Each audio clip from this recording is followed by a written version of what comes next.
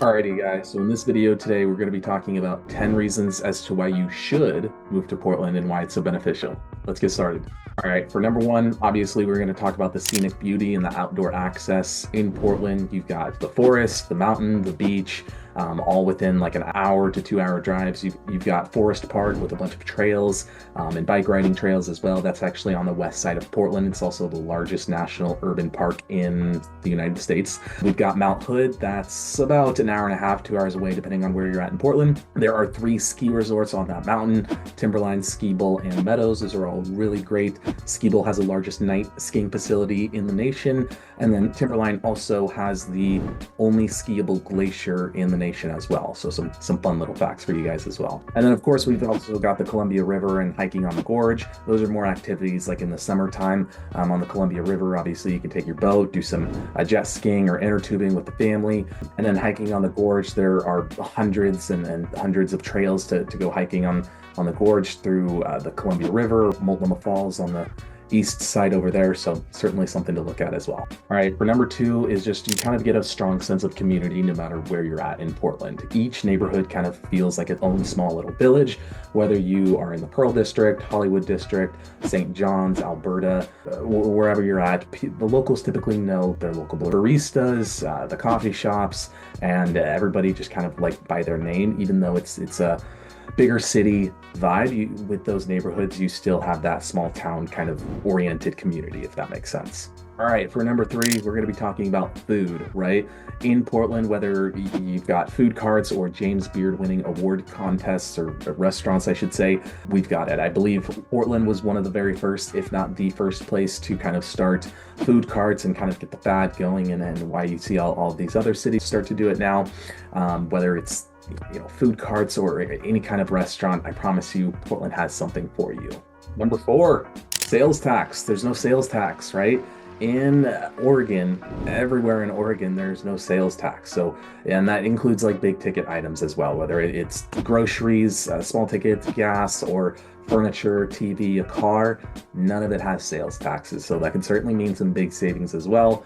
Oftentimes people who live in Washington will come over to Oregon either just to do like their big haul of grocery shopping, or maybe they're going to buy a car or something expensive, some furniture. They'll just head on over to the Oregon side if they live close enough, make the purchase over here, save the money in taxes, and then just take it over to Washington. So you can certainly do that as well. Number 5, we're going to be talking about the access to nature and city in the same area without having to leave much. This is what I'll explain. So in Portland, because there's lots of forests, such as Forest Park, and just like trails in general, a lot of the locals do kind of get out and do things like play tennis, pickleball, or even go running, just even like inside of Portland. So whether it's you've got some sort of court game that you want to play with a ball, pickleball, go running, biking, you can all do that inside of Portland without ever having to leave. We've got over 300 miles of bike riding trails, and so it's a very fun place to be. For number 6, we kind of have a creative entrepreneur cultura vibe. Let me explain. So Portland is just kind of naturally home to artists, tech startups, indie brands, and marketers of all kind. All right, for number 8, Portland is just overall very bike friendly. Portland is constantly ranking one of the best, if not the best, most friendly bike riding cities in the nation. We've got over 300 miles of bike riding trail just within Portland.